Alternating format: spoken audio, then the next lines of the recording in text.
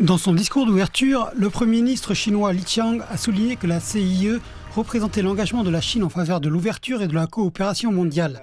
Il a fait remarquer qu'avec la persistance des incertitudes mondiales, le besoin d'ouverture et de compréhension partagée se faisait encore plus sentir.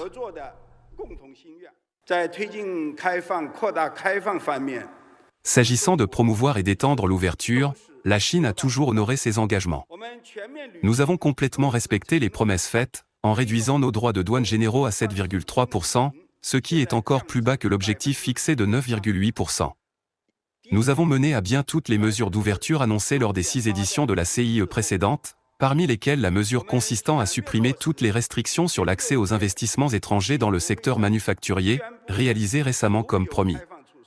La 3e session plénière du 20e comité central du PCC qui s'est tenue en juillet dernier a lancé une série de mesures de réforme pour étendre l'ouverture de haut niveau.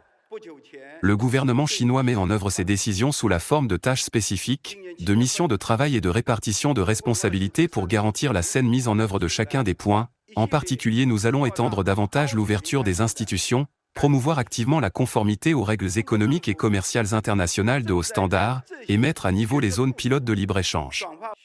Les données montrent que l'événement de cette année a attiré des participants de 152 pays, régions et organisations internationales. Pas moins de 297 exposants d'entreprises du Fortune Global 500 et de leaders de l'industrie sont attendus à l'événement, marquant une série de développements importants.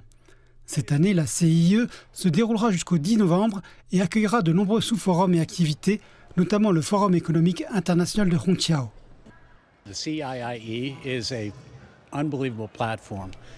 La CIE est une plateforme incroyable. Elle permet vraiment aux partenaires mondiaux et aux entreprises mondiales, aux sociétés et aux intérêts en matière d'innovation du monde entier de venir en un seul lieu et de voir les vastes possibilités qui existent en Chine et de nouer des relations de collaboration, d'innovation, de nouvelles technologies et de nouveaux produits et de faire en sorte que ces relations s'engagent d'une manière qui facilite à la fois les importations, principalement, mais aussi les opportunités d'exportation.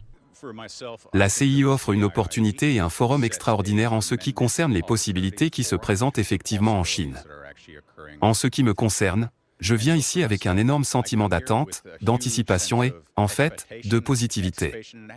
Nous voyons des représentants du gouvernement, des entreprises, beaucoup de nos clients, beaucoup de nos fournisseurs, tous réunis dans un même forum pour parler des possibilités, de l'avenir, des défis et de la manière dont nous travaillons ensemble pour les résoudre. Cette année, la CIE soutient 37 pays parmi les moins avancés. Elle les aide à mettre en place des stands d'exposition nationaux et des zones d'exposition commerciale. La zone réservée aux produits africains dans le cadre de l'exposition de produits alimentaires et agricoles a également été agrandie.